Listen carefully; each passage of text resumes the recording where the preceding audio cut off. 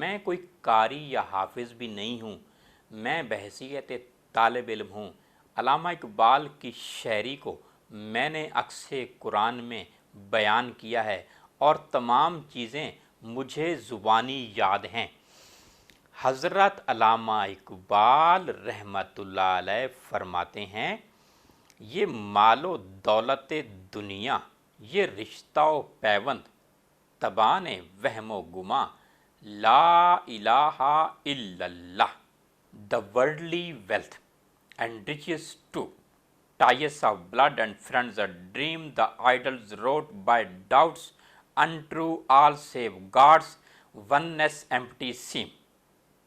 علامہ اقبال نے اس شاعری کا ربط اس آیت کے ساتھ منسوب کیا ہے، زُیِّنَ لِلنَّاسِ حُبُّ الشہوات من النساء والبنین والقناطیر المقنطرۃ من الذہب والفضۃ والخیل المسومۃ والانعام والحرث، ذالک متاع الحیاۃ الدنیا واللہ عندہ حسن المآب۔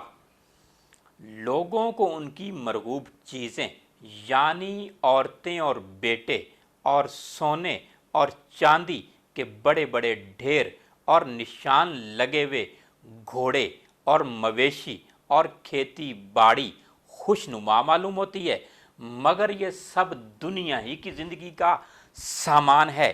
اللہ کے ہاں تو اس سے بہت ہی اچھا ٹھکانہ ہے۔